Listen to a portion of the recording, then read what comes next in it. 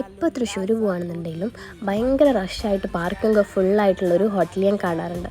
അതായത് നമ്മുടെ ചങ്കരംകുളത്തുള്ള പഴയ രുചിയാണ് ഞാനിപ്പോൾ പറഞ്ഞു വരുന്നത് കേട്ടോ. അവിടുത്തെ സദ്യയൊക്കെ അടിപൊളിയാണെന്നൊക്കെ പറഞ്ഞു കേട്ടിട്ട് റിവ്യൂ ഒക്കെ കണ്ടിട്ടാണ് ഞങ്ങൾ പോയിട്ടുണ്ട്. ഞാനും എൻ്റെ താത്തയും കൂടെ പോയതാണ് അവിടെ.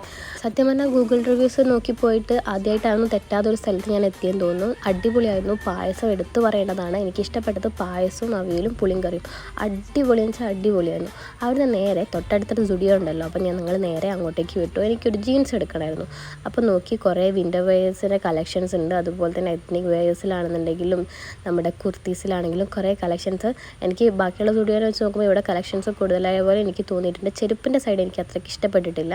അപ്പം ഞാൻ എനിക്ക് വേണ്ട സാധനം അത് മാത്രം തപ്പിയെടുത്തിട്ട് ബില്ലടിച്ചിട്ട് ഞാൻ റിട്ടേൺ പോരാ ചെയ്തു കേട്ടോ. ബാക്കി സൈഡിലേക്ക് പോയാൽ നമ്മുടെ കയ്യിൽ പൈസ എങ്ങനെയാണ് പൊട്ടുന്നതെന്ന് ഒരു വഴി ഉണ്ടായില്ല. സോ അത്രയൊക്കെയുള്ളൂ. ഒന്ന് വിസിറ്റ് ചെയ്ത് നോക്കുക. പഴയ രുചിയാണെങ്കിലും സ്റ്റുഡിയോ ആണെന്നുണ്ടെങ്കിലും. അപ്പം അത്രയൊക്കെയുള്ളൂടാ. നെക്സ്റ്റ് വീഡിയോ ആയിട്ട് കാണാം. Bye bye.